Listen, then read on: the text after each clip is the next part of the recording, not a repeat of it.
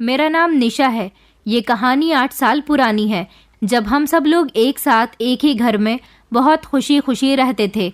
हमारी ज़िंदगी में इतनी ढेर सारी खुशियाँ थी कि हमें कभी किसी चीज़ की कमी महसूस ही नहीं हुई थी। मेरे पापा ने अपनी मेहनत और ईमानदारी की कमाई से हम दोनों बहन भाइयों को पढ़ाया लिखाया, हमें अच्छी ज़िंदगी दी। मेरी मम्मी ने हम दोनों भाई बहन को अच्छे संस्कार दिए थे। मेरे भैया मुझसे 7 साल बड़े थे। मेरे भैया को तो मम्मी पापा बहुत ही प्यार करते थे, क्योंकि उनसे उनकी ढेर सारी उम्मीदें जुड़ी हुई थी। पापा चाहते थे कि भैया हाई एजुकेटेड बने और किसी काबिल बने, जिससे पापा का सीना गर्व से चौड़ा हो सके। हमारे सभी रिश्तेदार हमारी फैमिली की बहुत तारीफ किया करते थे, क्योंकि हम दोनों ही भाई बहन बहुत संस्कारी थे और देखने में भी बहुत अच्छे थे। मेरे पापा की मोहल्ले में और रिश्तेदारों में बहुत इज्जत थी। सब लोग उनसे इज्जत से बात किया करते थे। वो समय एक ऐसा समय था जब हमें हमारी ज़िंदगी में किसी तरह की कोई कमी महसूस नहीं हुई थी। ज़िंदगी इतनी हसीन लगती थी, ऐसा लगता था जैसे ज़िंदगी के अंदर कभी कोई परेशानियां ही नहीं होती। हमारे पापा हम लोगों पर परेशानी आने से पहले ही उसका सॉल्यूशन ढूंढ लिया करते थे। मेरे पापा बहुत अच्छे थे, लेकिन उन्हें ज़्यादातर उम्मीदें भैया से ही थीं। पापा का मानना था कि बेटियां सिर्फ इसलिए होती हैं कि उनको उनकी मर्जी के मुताबिक ज़िंदगी जीने दी जाए। जब तक वो जवान नहीं हो जाती, सिर्फ तब तक उनकी पढ़ाई पूरी करवाई जाए और फिर कम उम्र में ही उनके लिए अच्छा सा वर देखकर उनकी शादी कर दी जाए। मगर मेरा मानना था कि अगर लड़कियां अपना सपना पूरा करना चाहती हैं, तो लड़की और लड़कों में भेदभाव क्यों किया जाता है? क्या पेरेंट्स का सहारा सिर्फ लड़के ही बन सकते हैं, लड़कियां क्यों नहीं? मैं चाहती थी कि मैं भी हाई एजुकेशन करूं और किसी काबिल बन जाऊं। मैं भी भैया की बराबरी करना चाहती थी, लेकिन मेरे पेरेंट्स ने मुझे कभी इतना मौका ही नहीं दिया। उनका कहना था कि पढ़ाई करने के बाद तुम्हारी शादी कर दी जाएगी, मगर मैं चाहती थी कि मैं नौकरी करूं। मुझे जॉब करने का शौक था। मैं अपना ये शौक पूरा करना चाहती थी, मगर मेरे पेरेंट्स शुरू से ही मुझे जॉब करने की परमिशन नहीं देते थे, बल्कि वो भैया को फुल सपोर्ट करते थे। भैया जैसा कहा करते थे, उनके साथ वैसा ही किया जाता था। भैया की पढ़ाई में पापा ने बहुत पैसा लगाया था और फिर फाइनली भैया की स्टडी कंप्लीट हो गई तो भैया ने छोटी मोटी नौकरी ढूंढ ली थी। अभी उनकी नौकरी की शुरुआत थी, इसलिए वो ज़्यादा पैसे लेकर तो नहीं आते थे, मगर इतना होता था कि पापा को भैया से कुछ सहारा मिलने लगा था। हम मिडिल क्लास फैमिली के लोग इसीलिए पैसों की अहमियत बहुत अच्छे से जानते थे, क्योंकि हमारे लिए सबसे अहम हमारी इज्जत थी। मेरे पापा ने कभी भी कोई ऐसा काम नहीं किया था जिससे किसी को तकलीफ पहुंचे या फिर उनकी इज्जत पर कोई आंच आए। वो मुझे भी हमेशा यही बात समझाते थे कि कभी भी कोई ऐसा कदम मत उठाना जिससे तुम्हारे पापा की इज्जत खराब हो। लड़कियां बहुत मासूम होती हैं और लड़कों की बातों में आसानी से आ जाती हैं। मेरे पापा मुझसे कहते थे कि कभी भी कोई लड़का तुम्हें अपने प्यार के जाल में फंसाए या तुमसे उल्टी सीधी बातें करे तो किसी लड़के की बातों में मत आना। मैं अपने पापा की बात को अच्छी तरह से समझती थी। मेरे पापा ने मुझे यहाँ तक कह दिया था कि अगर तुम्हें कोई लड़का पसंद हो तो कोई गलत कदम उठाने से पहले अपने माँ बाप की इज्जत के बारे में सोच लेना। ऐसा नहीं है कि हम तुम्हारी शादी तुम्हारी पसंद के मुताबिक नहीं करवाएंगे। अगर हमें तुम्हारी पसंद ठीक लगी तो हम तुम्हारे लिए बेहतर से बेहतर फैसला लेंगे, लेकिन कभी भी तुम्हें अपने फैसले से निराश नहीं होने देंगे। मैं अपने पापा की कही एक एक बात को अच्छी तरह से समझती थी और उनको तसल्ली दिया करती थी कि मेरी वजह से आपको कभी भी निराश नहीं होना पड़ेगा। मैं कभी आपका भरोसा नहीं टूटने दूंगी, कभी आपकी इज्जत को खराब नहीं होने दूंगी। मुझसे जितना हो सकेगा मैं आप लोगों को अपनी तरफ से खुश रखने की कोशिश करूंगी। आप मुझ पर भरोसा रखिए। हमारे समाज में हर घर में बेटियों को ही क्यों माँ बाप की इज्जत ना खराब करने के टिप्स दिए जाते हैं। ऐसा सब कुछ लड़कों को क्यों नहीं समझाया जाता? हालांकि ज्यादातर अपराध लड़कियों से नहीं बल्कि लड़कों से होते हैं। लड़के ही लड़कियों पर गंदी नज़र डाल के उनके साथ गलत करते हैं। अगर यही सीख सारे माँ बाप अपने बेटों को भी दिया करें तो शायद इस समाज में लड़कियों के साथ गलत काम होने बंद हो जाएं। फिलहाल हमारी ज़िंदगी काफ़ी खुशहाल गुजर रही थी। हम लोग बहुत खुश थे। भैया जब से नौकरी पर लगे थे, पापा बहुत खुश थे। पापा बेफिक्र हो गए थे कि अब उनका बेटा भी जिम्मेदारी संभालने लायक हो गया। लेकिन भैया आजकल ना जाने किस काम में लगे हुए थे। ज़्यादातर वो बिजी ही रहते थे। मम्मी कभी कभी पापा से शिकायत करने लगी थी कि हमारे बेटे को ना जाने क्या हो गया। ना तो वो घर में किसी से ठीक से बात करता है और ना ही रात को जल्दी घर आता है।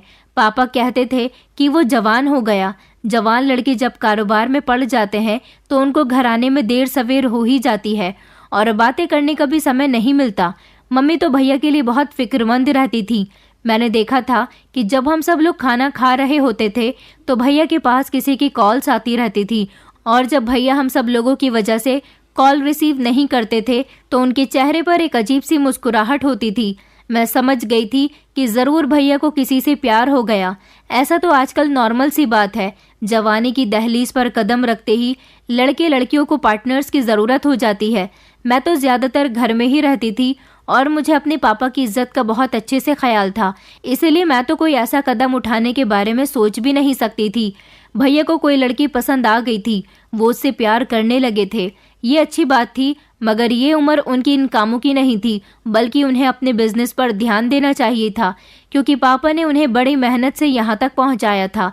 कुछ दिन इसी तरह से गुजर गए थे जब एक दिन भैया और पापा आपस में बातें कर रहे थे। भैया ने पापा से कहा था कि उन्होंने अपनी जॉब के अलावा भी अपने कुछ दोस्तों के साथ मिलकर एक नए काम को अंजाम दिया है। पापा ने उनसे पूछा था कि अच्छा ऐसा भी कौन सा काम है, तो उन्होंने बताया कि हम चाहते हैं कि हम कुछ लोगों का ग्रुप बनाएं और वो लोग हमें हर महीने कुछ पैसों की ईएमआई इन्वेस्ट किया करें और फिर हर महीने हर एक मेंबर के नाम से उसकी कमेटी खोल दी जाए। जिसकी कमेटी निकला करेगी उसे वो पूरी रकम दे दी जाए। इस तरह हम बहुत सारे लोगों से कहेंगे कि वो हमारे पास कमेटी डालें, अपने पैसे इन्वेस्ट करें, इससे उन्हें फ़ायदा होगा। और हमने सोचा है कि हम हर महीने एक लकी ड्रॉ भी किया करेंगे। अगर हमारे ग्रुप में 20 लोग हैं तो हम उन 20 लोगों का लकी ड्रॉ किया करें, जिसमें हम हर महीने लकी ड्रॉ कूपन का इंतजाम करें और वो लकी ड्रॉ कूपन सिर्फ उन्हीं ग्रुप के लोगों को दिए जाएं जो हमसे जुड़े हुए हैं और वो सब लोग हमारे कूपन को 100 रुपये में खरीदें। इस तरह हमें भी कुछ पैसे मिलेंगे और फिर उनमें से आधे कूपन्स में हम कोई ना कोई गिफ्ट ऑफर रख देंगे और इस तरह लकी विनर को गिफ्ट दे दिया करेंगे। और जिनका कूपन खाली जाएगा उन लोगों को कुछ नहीं मिलेगा। वो लोग जिस तरह से हर महीने हमें अपनी रकम इन्वेस्ट करते हैं इसी तरह से करते रहेंगे। हम चाहते हैं कि हमारा ये कमेटी वाला काम आगे तक जाए, हमसे बहुत सारे लोग जुड़ जाएं। पापा कहने लगे कि तुम्हारा ये आइडिया तो बहुत अच्छा है, चलो तुम अपने काम की शुरुआत करो। कुछ लोगों को मैं तुम्हारी इस स्कीम के बारे में बता दूंगा और हम घर वाले भी तुम्हें हर महीने पैसे दे दिया करेंगे। लकी ड्रॉ वाला काम भी बहुत अच्छा है। पापा को मेरे भैया का दिमाग इस तरह इस काम में लगाना बहुत पसंद आया था। पापा बहुत खुश थे। भैया और उनके कुछ दोस्तों ने भी उनको इस काम में मदद की थी। ये स्कीम बहुत सारे लोगों को समझाई गई थी। भैया की स्कीम से काफ़ी सारे लोग जुड़ चुके थे। ये एक तरह की लॉटरी सिस्टम था। इस लॉटरी सिस्टम में हर महीने लोग पैसे जमा करें और फिर ग्रुप के किसी भी एक मेंबर की हर महीने एक बार लॉटरी निकलनी होती थी, जिसे टोटल अमाउंट मिलना होता था। भैया का ये काम बहुत अच्छा चल रहा था। भैया के ग्रुप से लगभग 50-60 लोग जुड़ चुके थे और उन्होंने 10-10 लोगों का अलग अलग ग्रुप बनाया था। लोग बहुत भरोसा करके मेरे भैया को पैसे देकर जाते थे। कुछ हमारे मोहल्ले के लोग थे, कुछ मेरे भैया के दोस्तों के रिश्तेदार थे, कुछ मेरे पापा के जानने वाले थे।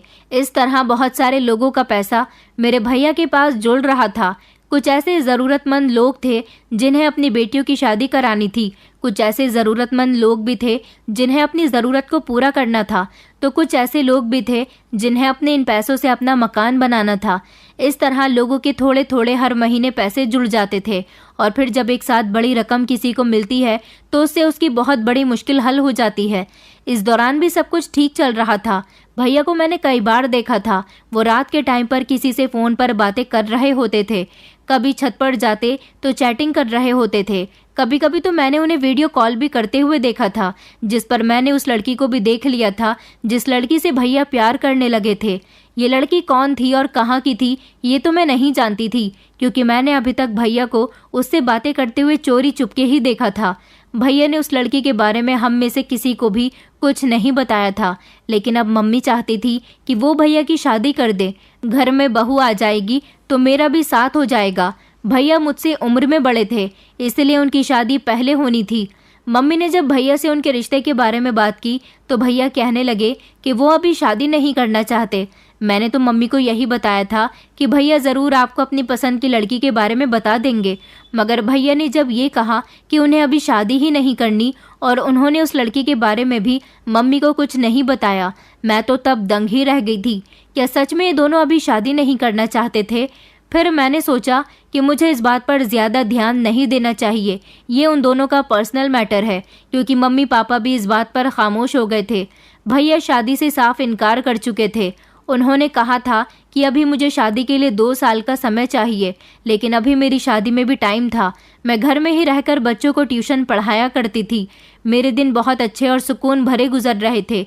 मुझे इंटर कंप्लीट हुए 6 महीने हो गए थे। भैया ने अपने कमेटी वाले बिजनेस का ऑफिस हमारे ही घर में बनी हुई बैठक में बना लिया था। भैया अपनी जॉब से फ्री होने के बाद अपने ऑफिस में बैठ जाते थे। वहीं पर उनके पास उनके ग्रुप के सारे लोग आते थे और वहीं पर उनके सारे दोस्त वगैरह भी आते थे, जिनके साथ भैया वहां बैठकर बातचीत किया करते थे। इस दौरान मेरा एक रिश्ता आया था। मम्मी पापा को ये लड़का बहुत पसंद था। लड़के वालों को भी मैं बहुत पसंद थी। लड़के वाले चाहते थे कि शादी जल्द से जल्द हो जाए, मगर मेरे पापा इतनी जल्दबाजी में मेरी शादी नहीं करना चाहते थे। उन्होंने लड़के वालों से फौरन ही मना कर दिया था कि हम अपनी बेटी की शादी आराम और तसल्ली से करेंगे। हम चाहते हैं कि पहले हम अपने बेटे की शादी कर दें, उसके 1 साल बाद हम अपनी बेटी की शादी करेंगे। लड़के वालों को ये शर्त मंजूर तो नहीं थी, मगर फिर उन्हें मुझे ही अपने घर की बहू बनाना था, इसलिए उनको पापा की ये बात माननी पड़ गई थी। पापा चाहते तो उसी समय मेरी शादी कर सकते थे, लेकिन पापा सिर्फ इस वजह से मजबूर थे कि मैं उनकी इकलौती बेटी थी। उनके पास ज़्यादा सेविंग्स नहीं थी। वो चाहते थे कि 2-3 साल तक भैया की जॉब करने से पापा के पास थोड़े बहुत सेविंग्स हो जाएंगी, क्योंकि पापा जो सैलरी घर में लेकर आते थे वो सभी महीने के खर्च में ख़त्म हो जाती थी, और जो थोड़ी बहुत बचती थी उनसे ज़्यादा सेविंग्स नहीं हो पाती थी। वो किसी ऐसे इमरजेंसी टाइम के लिए उठाकर रख दी जाती थी जो मुश्किल समय में काम आ सके। भैया जो अब थोड़े बहुत पैसे अपनी जॉब की सैलरी से लाने लगे थे, उसमें से आधे पैसे तो भैया ही अपने खर्च के लिए अपने पास रखते थे, जबकि आधे पैसे पापा के पास आ जाते थे। पापा ने इन पैसों की भैया के पास ही कमेटी डाल दी थी। ये कमेटी लगभग 4 लाख रुपए की थी, जो मेरे पापा ने पूरे 4 साल के लिए डाली थी। उन्होंने सोचा था कि जब वो 4 साल के बाद मेरी शादी करेंगे तो यही कमेटी के पैसे उनके काफ़ी काम आएंगे। मेरे पापा मेरी शादी बहुत धूमधाम से करना चाहते थे। लड़के वालों की जिद पर मेरा रिश्ता तो तय हो गया था और वो शादी रुक कर करने के लिए भी मान गए थे, लेकिन अभी भी पापा मेरी शादी से पहले भैया की शादी करना चाहते थे। मम्मी का कहना था कि घर में बहू आ जाएगी तो बेटी के जाने के बाद मुझे बेटी की कमी महसूस नहीं होगी, मम्मी अकेली न रह जाए, इसीलिए पापा चाहते थे कि भैया की शादी पहले हो। पापा मेरी मम्मी से बहुत प्यार करते थे, इसलिए मम्मी का ज़्यादा से ज़्यादा ख्याल रखा करते थे। देखा जाए तो मेरे पापा को अपने पूरे ही परिवार की हमेशा फिक्र लगी रहती थी और वो ये नहीं चाहते थे कि कभी भी हमारे घर में कोई बड़ी परेशानी आए। भैया तो ना जाने क्या क्या करते रहते थे। मैं तो इन सारी बातों से अनजान थी, लेकिन पापा को भैया पर बहुत भरोसा था। पापा ने कभी ये जानने की कोशिश भी नहीं की थी कि भैया की पर्सनल लाइफ कैसी चल रही है। बस वो हमेशा भैया से यही कहते रहते थे कि कभी अगर किसी मदद की ज़रूरत हो तो अपने पापा को ज़रूर बताना, मैं हर तरह से तुम्हारी मदद करने की कोशिश करूँगा। मगर हम लोग भैया की एक हरकत से बहुत परेशान थे। हमने नोटिस किया था कि भैया ज़्यादातर मोबाइल पर किसी से बातें करते रहते थे। ये तो मैं जानती थी कि भैया किसी लड़की से बात करते हैं, लेकिन मम्मी पापा इस बात से अनजान थे। भैया का ध्यान अब उनके काम से भी हट गया था, क्योंकि ऑफिस से भी पापा के पास शिकायतें आने लगी थीं कि आपका बेटा अपने काम पर ध्यान नहीं देता। एक दिन मेरे भैया के ऑफिस में काम करने वाला एक एम्प्लॉय मेरे पापा को मिल गया था और उसने पापा को बताया था कि आपके बेटे का ध्यान ना जाने कहाँ रहता है। वो किसी से फ़ोन पर बातें करने में इतना बिजी रहता है कि उसे काम की कोई समझ बूझ ही नहीं है। वो अपने काम में मन नहीं लगाता। कई बार तो बॉस उसे नौकरी से निकालने की धमकी भी दे चुके हैं।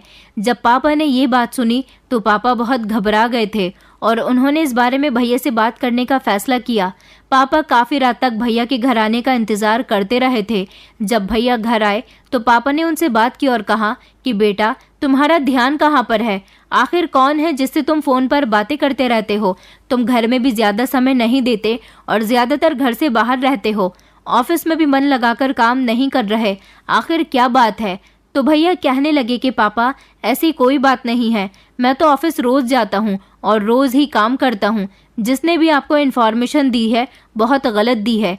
पापा कहने लगे कि अच्छा ठीक है, मगर तुम मन लगाकर काम करो, ऐसा ना हो कि तुम्हारी नौकरी तुम्हारे हाथ से चली जाए। भैया पापा की बात को उस दिन समझ तो गए थे, लेकिन उन्होंने सिर्फ समझने की एक्टिंग की थी। भैया से उनके ग्रुप से जुड़े हुए कुछ लोग भी उनसे मिलने के लिए आते थे, तो भैया के पास उनसे मिलने का वक्त ही नहीं होता था। न जाने भैया को क्या हो गया था, वो उन लोगों से भी कोई बात नहीं करते थे। एक दिन मैं चोरी चुपके भैया की बातें सुनने के लिए उनके कमरे के बाहर कान लगाकर खड़ी हुई थी, क्योंकि भैया देर रात तक फोन पर बातें करते थे। वो इस लड़की से बात कर रहे थे जिससे वो प्यार करते थे।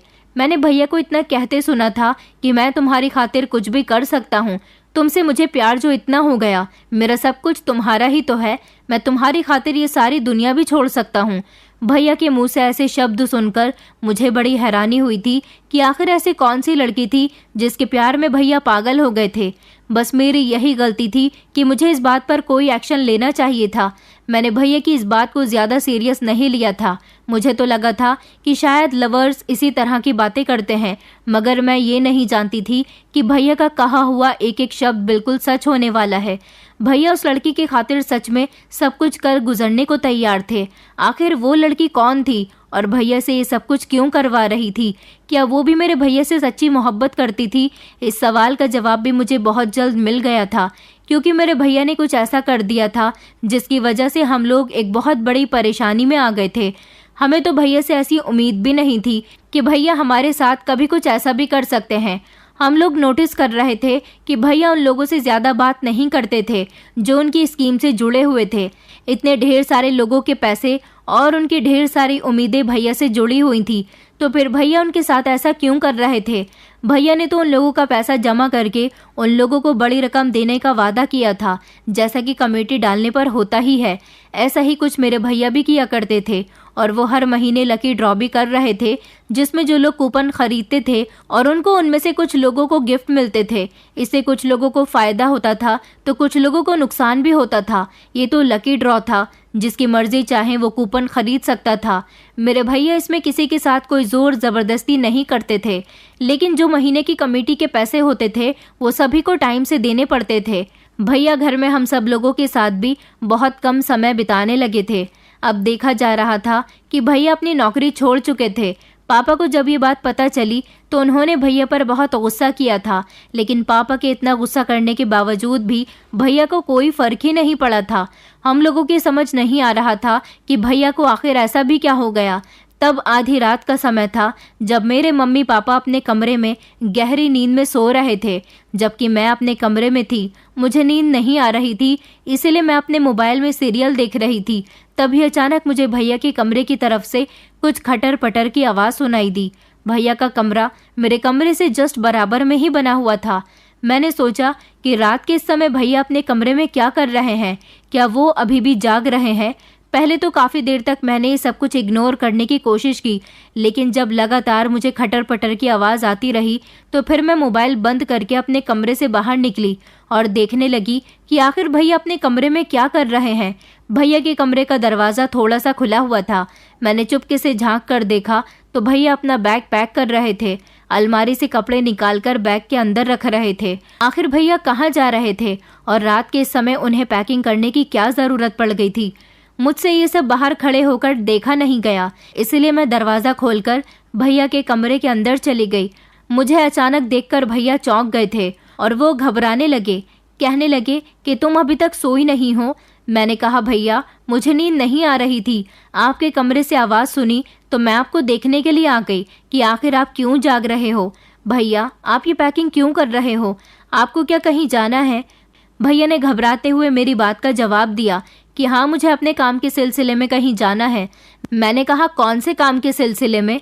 नौकरी तो आप छोड़ ही चुके हो और बस आपका स्कीम वाला काम ही चल रहा है, उसमें भी आप लोगों से ढंग से बात नहीं करते।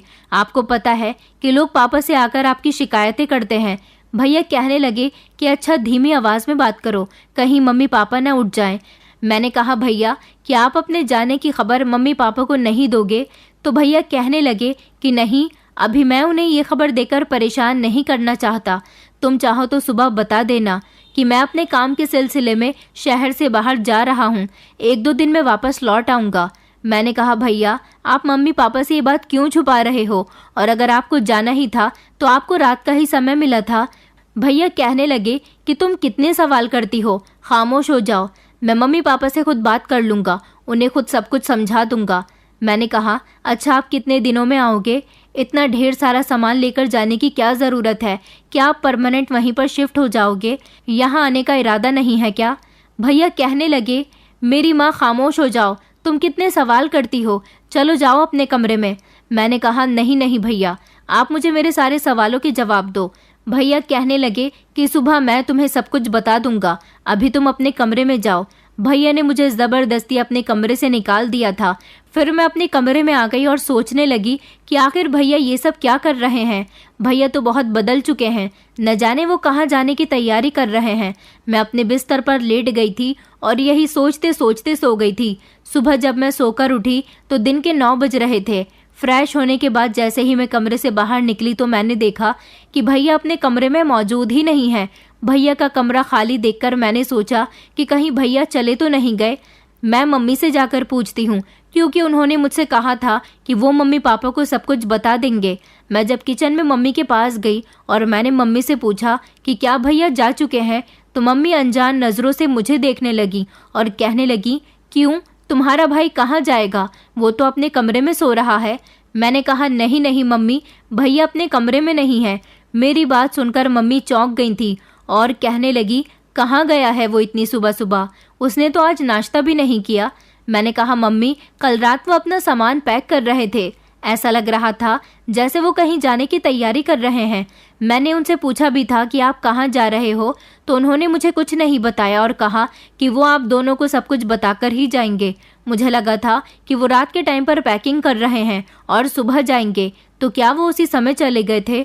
मम्मी कहने लगी, ये बात हमें तो नहीं पता, हमें तो उसने कुछ भी नहीं बताया। मम्मी ने जल्दी से मोबाइल उठाया और भैया को कॉल करने लगी। मम्मी के होश उड़ गए थे क्योंकि भैया का नंबर स्विच ऑफ जा रहा था। मम्मी बहुत परेशान हो गई थी। मम्मी ने फौरन ही पापा के कमरे में जाकर उनको ये बात बताई। पापा भी ये बात सुनकर घबरा गए थे। पापा कहने लगे कि तुमने अपने भाई से नहीं पूछा कि वो कहाँ गया है?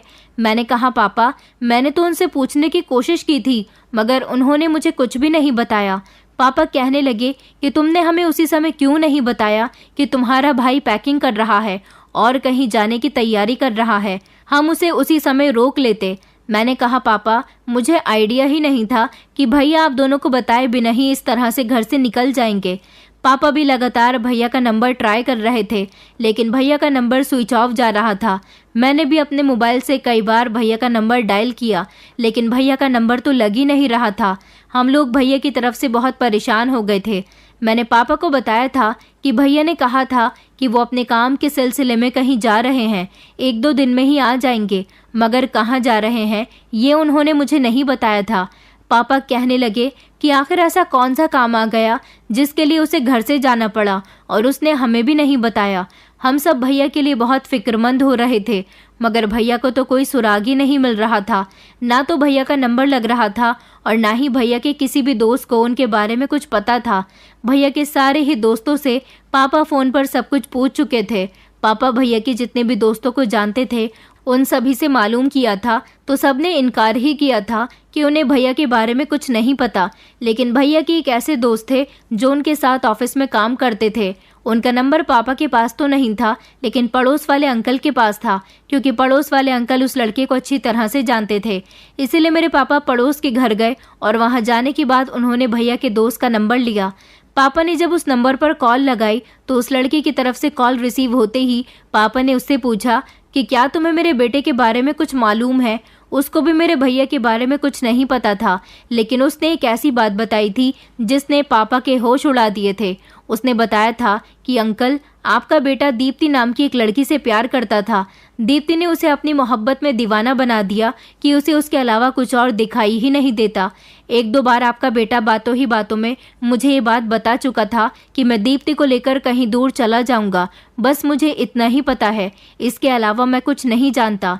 पापा ने जब ये बात सुनी तो पापा घबरा गए थे और उन्होंने जब हम लोगों को भी ये बात बताई तो हम लोग सुनकर बहुत परेशान हुए। मम्मी कहने लगी कि मैंने तो उसे उसकी पसंद के बारे में पूछा था। अगर उसे वो लड़की पसंद थी तो वो हमें भी तो बता सकता था। अगर वो सच में उस लड़की को लेकर भाग गया है तो उसने बहुत गलत किया है। वो लड़की जो भी थी, जैसी भी थी, हम उसे अपने बेटे की खुशी की खातिर इस घर की बहू बनाने के लिए तैयार थे, तो उसे ऐसा कदम उठाने की क्या ज़रूरत थी। मैंने मम्मी को समझाया और कहा कि मम्मी, हो सकता है कि भैया के दोस्त को कोई गलत फहमी हो गई हो, या फिर भैया सच में अपने काम के सिलसिले में गए हों और उनके दोस्त को ऐसा लगा हो कि वो उस लड़की को लेकर भाग गए। पापा कहने लगे कि हाँ, तुम बिल्कुल ठीक कह रही हो। अगर वो अपने काम के सिलसिले में ही कहीं गया है तो वापस लौटकर ज़रूर आएगा। हमने लगभग 1 हफ्ते तक भगवान से हर दिन प्रार्थना की थी और भैया का इंतज़ार करते रहे थे, मगर 1 हफ्ता गुजर गया था। न भैया से कोई कांटेक्ट हो सका था और ना ही भैया घर वापस आए थे। एक तो हम पहले से ही इतना परेशान थे, ऊपर से भैया की स्कीम के लोग हमें बहुत परेशान कर रहे थे। वो बार बार हमारे पास आकर कहते थे कि कमेटी किस दिन खुलेगी और किसको मिलेगी। ये बात तो भैया ही जानते थे, क्योंकि ये सारा काम भैया के ही हाथ में था। उनकी इस स्कीम से कौन कौन लोग जुड़े हुए थे और कौन कौन लोग कितने कितने पैसे महीने में भैया को दिया करते थे, हम इस बारे में कुछ भी नहीं जानते थे। महीना होने को आ गया था। सब लोग कमेटी खुलने का इंतजार कर रहे थे और अपने पैसों की मांग कर रहे थे, मगर कमेटी खुलने से पहले ही भैया चले गए। पापा को लगता था कि भैया की अलमारी में इन लोगों के पैसे ज़रूर होंगे। हमने भैया का पूरा कमरा तलाश कर लिया था, मगर हमें कहीं पर भी 1 रुपया तक नहीं मिला था। इसका मतलब ये था कि भैया इन लोगों के सारे पैसे लेकर चले गए थे। वो लोग पापा को उल्टी सीधी बातें सुना रहे थे और कह रहे थे कि तुम्हारा बेटा कहाँ है और उसका नंबर क्यों नहीं लग रहा। एक बार वो हमारे हाथ लग जाए, हम उसे छोड़ेंगे नहीं। पापा कई दिनों तक तो उन्हें टालते रहे। वो किसी काम के सिलसिले में गया हुआ है, अभी कुछ दिन में आ जाएगा। लेकिन जब भैया काफ़ी दिनों तक नहीं आए तो वो लोग मेरे पापा के पीछे पड़ गए थे और उन्होंने कहा था कि हम कुछ नहीं जानते, हमें अपने पैसे तुमसे चाहिए। पापा इस बात से बहुत परेशान हो गए थे। उनकी तबीयत बिगड़ने लगी थी, क्योंकि ये एक अच्छी खासी रकम थी। लोग लगभग हर महीने कुल मिलाकर 4-5 लाख रुपए की रकम लाकर भैया को दिया करते थे और उसके ही हिसाब से भैया उन लोगों की कमेटी निकाल दिया करते थे। इतने ज़्यादा पैसे तो मेरे पापा के 1 महीने की सैलरी भी नहीं होती थी। मेरे पापा तो खुद मेरी शादी की सेविंग्स करने के लिए भैया की इस स्कीम से जुड़ गए थे और उनको हर महीने पैसे दिया करते थे, मगर पापा को बिल्कुल भी उम्मीद नहीं थी कि भैया इन सब लोगों के साथ साथ अपने पिता के भी पैसे लेकर जा सकते हैं। स्कीम से जुड़े हुए लोगों ने मेरे पापा का जीना दुश्वार कर दिया था। वो चलते फिरते मेरे पापा को जलील किया करते थे और कहते थे कि कहाँ भेज दिया है अपने बेटे को हमारे पैसे लेकर, अगर वो हमें कहीं भी मिल गया तो हम उसकी जान ले लेंगे। भैया ने काम ही कुछ ऐसा किया था कि लोगों के दिल में शक बैठ गया था। पापा काफ़ी दिनों तक उन लोगों को यकीन दिलाते भी रहे थे, मगर अब वो लोग यकीन करने के मूड में बिल्कुल भी नहीं थे। वो लोग गुस्से से भड़क उठे थे। पापा की कोई बात सुनने को समझने को तैयार ही नहीं थे। अब तो लोगों ने पापा पर हमला भी करना शुरू कर दिया था, क्योंकि वो मेरे पापा को चोर बता रहे थे। पापा इतने परेशान हो चुके थे कि उन्होंने एक दिन गुस्से में आकर अपनी जान लेने की कोशिश की। मैंने बड़ी मुश्किल से अपने पापा को बचाया था। वो दिन मेरी ज़िंदगी का सबसे ख़तरनाक दिन था, जब मुझे ऐसा लग रहा था जैसे मेरे पापा इस दुनिया से चले गए तो मेरी दुनिया ही अधूरी रह जाएगी। मेरे माता पिता ही तो थे जो मेरी पूरी दुनिया थे। इन लोगों के बिना तो मेरी ज़िंदगी ही अधूरी थी। पापा को मैंने बड़ी मुश्किल से समझाया था, आखिर वो कर भी क्या सकते थे। वो इन हालातों से बहुत तंग आ गए थे। एक इज्जतदार इंसान जिसने इतने सालों से अपनी इज्जत कमाई हो और अब उसके बेटे ने उसकी इज्जत को तार तार करके रख दिया था, ऐसा इंसान खुदकुशी ना करे तो क्या करे। मम्मी भी बीमार रहने लगी थी। भैया ने हम लोगों के साथ बहुत गलत किया था। स्कीम वाले लोगों ने हमें कहीं का नहीं छोड़ा था। चलते फिरते वो लोग हमें जलील किया करते थे। हम लोगों ने घर से बाहर निकलना बंद कर दिया था। पापा भी काम पर नहीं जाते थे। लोगों का हंगामा बढ़ता जा रहा था। उन लोगों के जुल्म भी हम पर बढ़ते जा रहे थे। मेरा जिस लड़की के साथ रिश्ता लगा हुआ था, उसके परिवार वालों तक भी ये खबर पहुंच गई थी कि मेरा भाई लोगों के पैसे लेकर भाग गया है। उन लोगों ने भी हमसे रिश्ता खत्म कर दिया था। ये सदमा पापा के दिल को लगा हुआ था।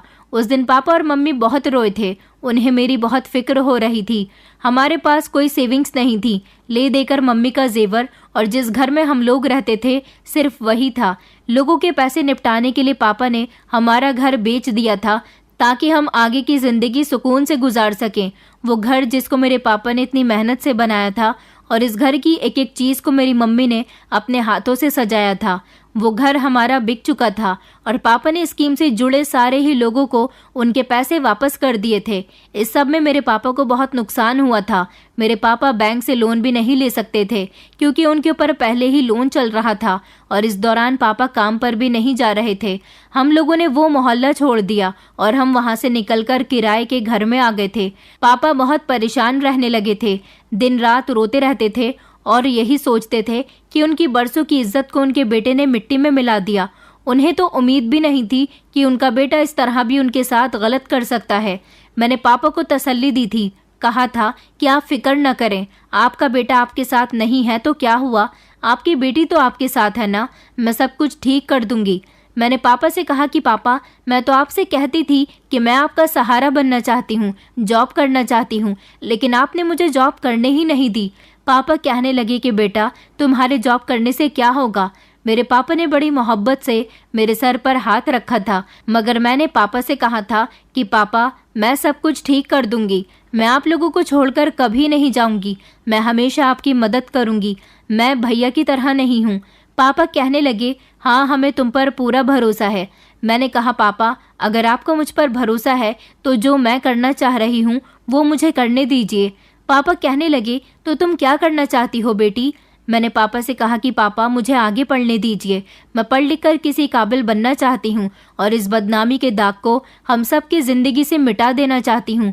पापा कहने लगे कि बेटा, तुम्हारी पढ़ाई दोबारा से शुरू करने के लिए भी हमारे पास कुछ नहीं है। मैंने कहा कि पापा, कोई बात नहीं, मैं अपने बलबूते ही आगे की पढ़ाई कर लूंगी। मैं बच्चों को ट्यूशन पढ़ाया करती थी, इसीलिए मेरे पास थोड़े से पैसे जमा थे। ये सिर्फ 30 या 40 हजार रुपए थे जिससे मुझे एडमिशन मिल सकता था।